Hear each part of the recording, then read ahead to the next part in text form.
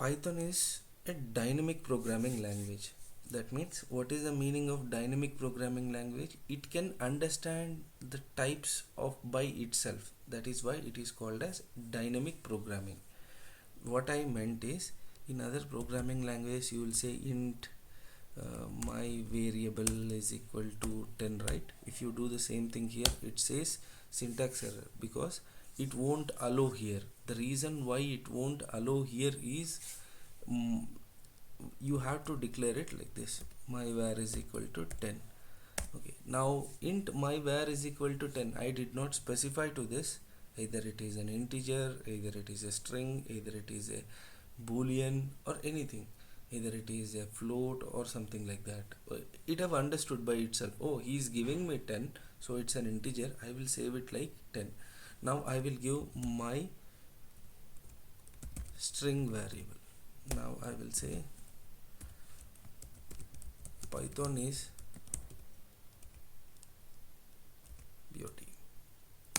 Now see, I did not say specify to that saying that it's a string, it's something like, I just gave it, it have taken and it have decided inside. Whether it have decided or not, we will see after we declare in the same way one more variable. My I'm creating my boolean variable,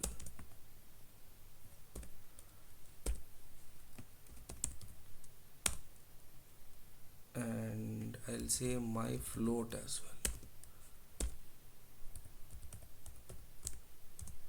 well.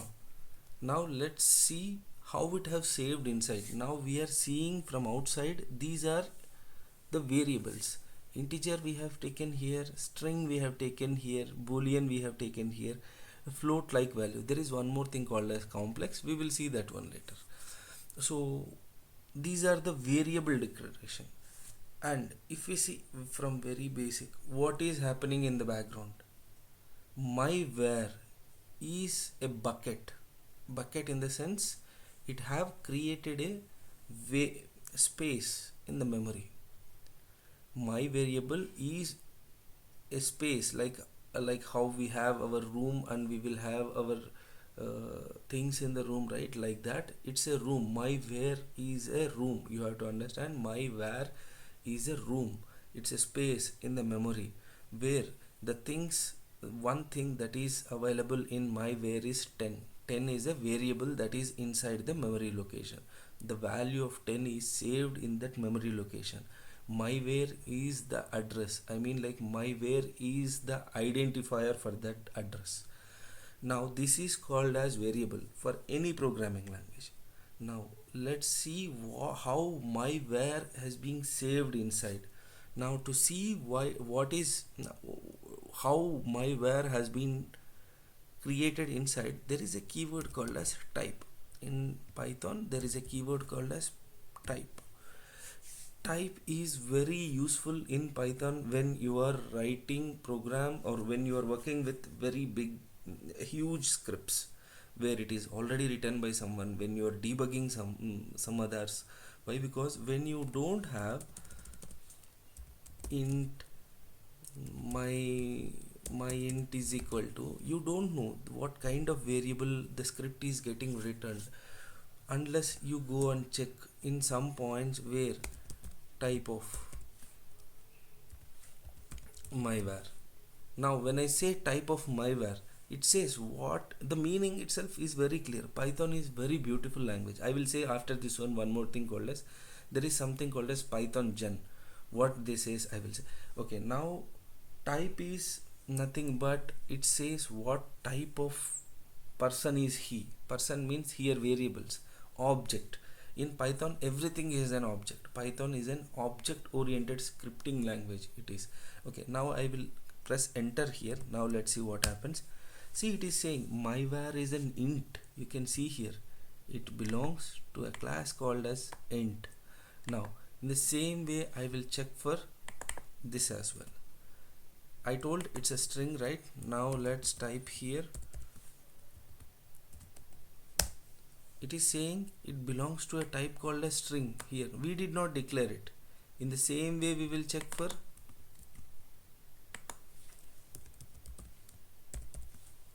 Same thing here, it says it's a boolean. After that I am giving for float as well. See, it is saying it's a float. That's why Python is a dynamic programming language. That means it will understand it. And one more thing, now I have given here my var, right?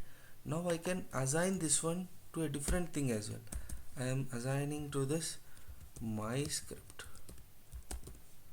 It will change internally, it will swap that to a different type. If in other programming languages, once you declare my var as an integer, you cannot change from my var to some other value type. That's why they are called as static types. I mean, like static programming language. But Python is a dynamic programming language. You no need to declare, and in runtime you can swap the types. This is the actual meaning and beauty of Python. Python says, boss, I will understand. You don't worry.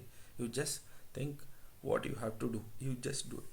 Now this is called as how do we. This is how you declare a variable, and this is how types are understood by the Python. This is how the types are. Okay, here the last one also we will see. Let me give here my var. If you see here, my var has been changed to type as string. So in between you can change the types what you are assigning to the variables, and this is about type. So type will be used when you are debugging, when you are writing something, when you want to know what variable type it is, so that you will have some understanding. Okay, the next one is id. What is this id? Id says, initially what I have told, a variable is a room, nothing but a memory location in your system. In RAM, this is a memory location. So I want to know, see how the memory will be assigned. It will create some random numbers and it will say your house number 157,778. This is my identification. Now my script currently which is running knows that all the memory locations that it is using. Now what I am doing here, now I will say here, I am saying my var. What will this give? It will give the ID of that memory location. See, it is saying this is the identifier for the memory that is getting created, that has already created in my system's RAM. 14555543 something. This is a random number it has created where to access the memory location during runtime. Runtime is nothing but when I hit here enter. Now I am saying here id. Now I am saying here my bool var. See, now for this one there is a different memory location. Why there is a different memory location is, this is a different variable, this is a different memory location, this is a different memory location.